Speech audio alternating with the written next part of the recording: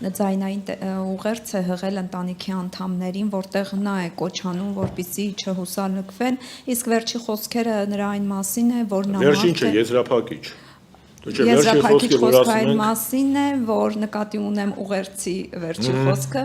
որ նա մարդ է, որը ուզում է ապրել եւ որը ուզում է սիրել։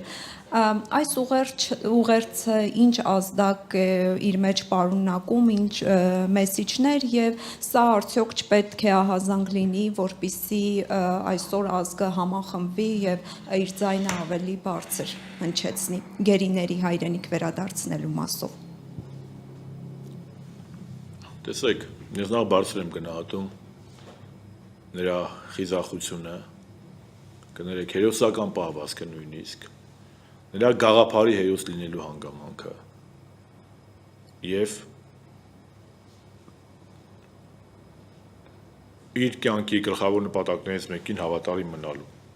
Եվ ոչ միայն Ռուբեն Վարդանյանին դա վերաբերում, դա վերաբերում է եւ Բակո Սահակյանին, որի ցուցմունքներից մենք տեսանք, որ ինքը միայն արժանապատվությամբ պահեր է ապրել եւ ապրում, որ Արցախի պայքարի մասնակիցներից ու ղեկավարներից մեկն է եղել եւ նշել էր, որ որևէ դատարան, որևէ պետության դատարան չի կարող դատել Արցախի ինքնորոշման իրավունքը։ Նույն հպարտությամբ ես ծանոթացա գեներալ Լևոն Մնացականյանի խոսքին, որ նշել է, որ ինքը պատվի բարձր զգացումով է պայքարել իր հայրենիքի համար, 3 նմանատիպ հայտարարություն արեց Դավիթ Մանուկյան, հասկանում եք, այդ մարդիկ պետք է լինեն մեր հերոսները, մեր ապագա սերունդները իրանց օրինակով պետք է դաստիարակվեն, ոչ թե կապիտուլյանտները եւ Հայաստանը թուրքական վիլայետ դարձնողները։ Ինչ վերաբերում է ազգի համախմբմանը,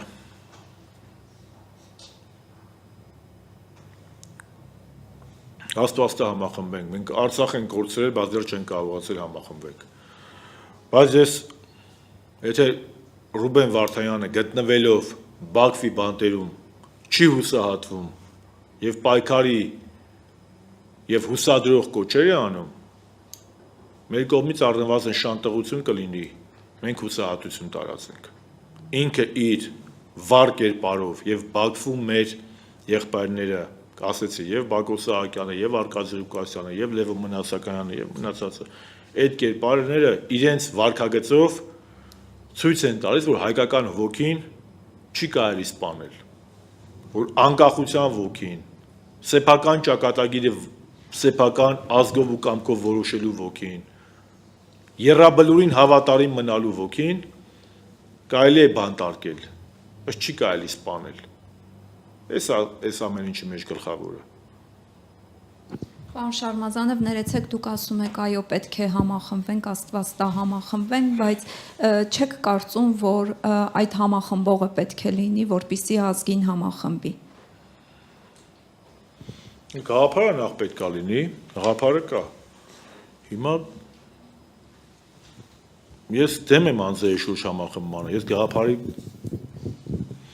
շուրջ համախմբման եմ կողմ։